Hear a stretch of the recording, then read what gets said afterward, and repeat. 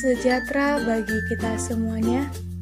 Kami dari kelompok 6 akan membacakan hasil presentasi kami yang berjudul Desain dan Struktur Organisasi dari mata kuliah Pengantar Manajemen Fakultas Ekonomi kelas A, yang anggota dari kelompok 6 pertama Asro Felix Waruhu, yang kedua Hilmi A. Adila, dan yang ketiga Mailani Patricia Tambun.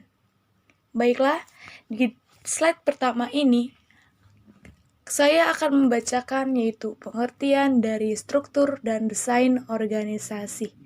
Struktur adalah cara sesuatu disusun atau dibangun organisasi yang merupakan suatu wadah berkumpulnya minimal 2 orang untuk mencapai sebuah tujuan.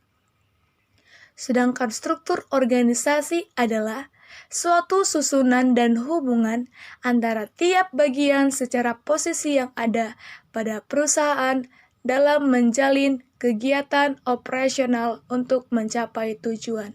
Selain memiliki struktur, organisasi juga memiliki desain organisasi.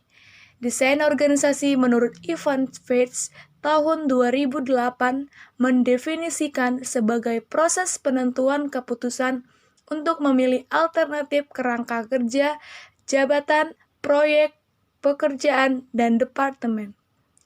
Dengan demikian, keputusan atau tindakan-tindakan yang dipilih ini akan menghasilkan sebuah struktur organisasi. Di dalam slide kedua, yaitu ada 6 elemen utama dalam organisasi. Yang pertama, spesialisasi kerja. Spesialisasi kerja ialah pembagian kegiatan pekerjaan ke dalam berbagai tugas-tugas yang terpisah. Tujuannya agar individu tersebut dapat menguasai keahlian lain dalam upaya peningkatan output kerja. Yang kedua, departementalisasi. Departementalisasi ialah kegiatan pekerjaan bersama yang harus dihimpun kembali sehingga berbagai pekerjaan yang terpisah dapat dikoordinasikan dan diintegrasikannya kembali. Di dalam departementalisasi ada bentuk-bentuk, yaitu ada 5 bentuk. Departementalisasi fungsional, departementalisasi produk, departementalisasi global, dan departementalisasi proses, dan departementalisasi pelanggan. Di dalam departementalisasi fungsional ialah mengelompokkan pekerjaan berdasarkan fungsi yang dilakukan. Pendekatan ini dapat dilakukan dalam semua jenis organisasi, walaupun fungsi-fungsi berubah dalam rangka mencerminkan tujuan dan kegiatan kerja organisasi. Yang kedua, departementalisasi produk, yaitu mengelompokkan pekerjaan berdasarkan lini produk. Dalam pendekatan ini, tiap bidang produk utama ditempatkan di bawah wewenang manajer yang ahli dalam bidang itu dan bertanggung jawab atas segala sesuatu yang harus dilakukan terhadap lini produk itu. Yang ketiga, departementalisasi global, yaitu mengelompokkan pekerjaan berdasarkan wilayah atau geografis. Dan yang keempat, departementalisasi proses, yaitu mengelompokkan pekerjaan berdasarkan arus produk atau pelanggan. Dalam pendekatan ini, kegiatan harus mengikuti arus pemrosesan alami produk atau bahan pelanggan. Yang terakhir yaitu departementalisasi pelanggan, yaitu mengelompokkan pekerjaan berdasarkan kelompok pelanggan yang mempunyai kebutuhan atau masalah bersaing yang dapat sangat baik dipenuhi dengan mempunyai tenaga spesialis pada masing-masing pelanggan itu. 6 elemen utama dalam organisasi yang ketiga yaitu rantai komando. Rantai komando ialah garis wewenang yang tidak terputus yang membentang dari tingkat atas organisasi hingga tingkat paling bawah dan menjelaskan siapa melapor kepada siapa. Wewenang merupakan hak yang meleksi pada posisi manajerial tertentu yang memberitahu orang apa yang harus dilakukan dan mengharapkan orang itu untuk melakukannya. Yang keempat, ada rentang kendali. Rentang kendali merupakan jumlah karyawan yang dapat dikelola oleh seorang manajer secara efisien dan efektif. Pandangan kontemporer mengenai rentang kendali mengakui bahwa ada banyak faktor yang mempengaruhi jumlah karyawan yang memadai yang dapat seorang manajer secara efektif dan efisien. Faktor meliputi keahlian dan kemampuan manajer serta karyawan dan juga sifat pekerjaannya sedang bekerja. Yang kelima, sentralisasi dan desentralisasi. Sentralisasi ialah memusatkan seluruh wewenang kepada sejumlah kecil manajer atau yang berada di posisi puncak pada suatu struktur organisasi. Sentralisasi ini juga dapat digunakan pada pemerintahan lama di Indonesia sebelum adanya otonomi daerah. Selanjutnya yaitu desentralisasi ialah pendeklasian wewenang dalam membuat keputusan dan kebijakan kepada manajer atau orang-orang yang berada pada level bawah dalam struktur organisasi. Yang keenam, itu ada formalisasi. Formalisasi ialah suatu ukuran tentang standarisasi. Formalisasi akan diukur dengan menentukan apakah organisasi tersebut mempunyai manual mengenai kebijakan dan prosedur, menilai jumlah keistimewaan peraturannya, melihat kendali uraian pekerjaan untuk melihat tingkat kemurnian. Selanjutnya ada model desain organisasi. Ada dua model desain organisasi. Yang pertama, model organisasi mekanistik. Yang kedua, model organik. Di dalam model organisasi mekanistik, yaitu menekankan pentingnya mencapai produksi dan efisiensi tingkat tinggi. Henry Fayol mengajukan sejumlah prinsip yang berkaitan dengan fungsi pimpinan untuk mengorganisasi dan 4 diantaranya berhubungan dengan pemahaman model mekanistik, yaitu yang pertama, prinsip spesialisasi, yaitu merupakan sarana terbaik untuk mendayagunakan tenaga individu dan kelompok. Yang kedua, prinsip kesatuan arah, yaitu semua pekerjaan harus dikelompokkan berdasarkan keahlian. Yang ketiga, prinsip wewenang tanggung jawab, yaitu manajer harus mendapat pendeklasian wewenang yang cukup untuk melaksanakan tanggung jawab yang dibebankan kepadanya.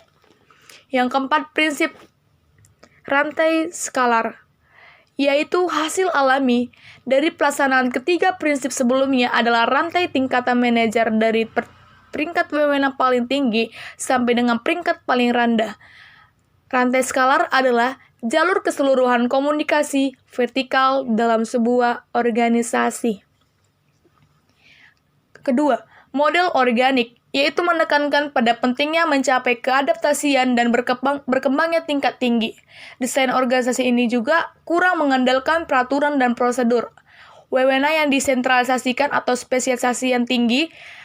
Model organik desain ini, organisasi ini merupakan antara model mekanistik, karakteristik, dan praktek organisasi itu juga mendasari model organik sama sekali berada dari karakteristik dan praktek yang mendasari model mekanistik di dalam proses dalam organisasi, yaitu proses kepemimpinan mencakup persepsi tentang keyakinan dan kepercayaan antara atas dan bawahan dalam segala persoalan.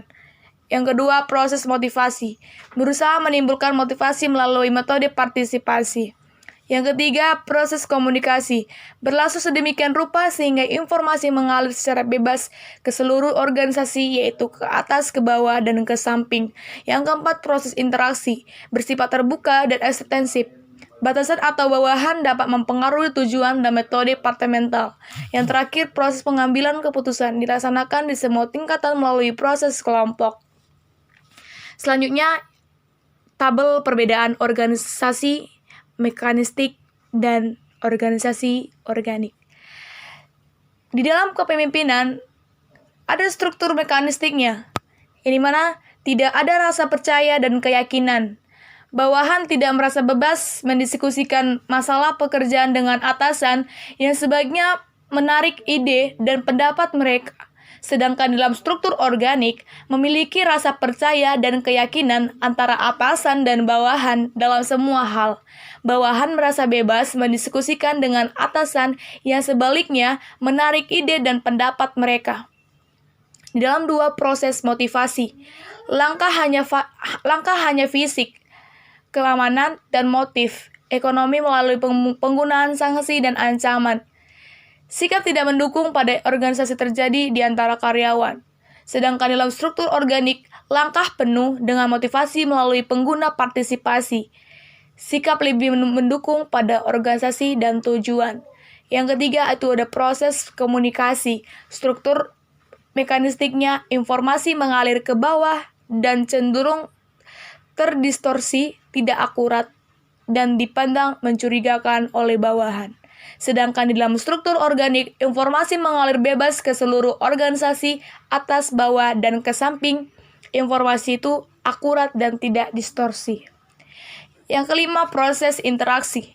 Di dalam proses interaksi ada struktur mekanistiknya, yaitu tertutup dan terbatas. Bawahannya hanya memberi efek dan kecil pada tujuan departemen, metode ini, dan aktivitasnya. Di dalam struktur organik itu terbuka dan ekstensif. Baik atasan dan bawahan dapat mempengaruhi tujuan, metode, dan aktivitas. Yang kelima, ada keputusan, proses keputusan, yaitu di dalam struktur mekanistiknya relatif sentralisasi terjadi hanya pada posisi puncak organisasinya saja.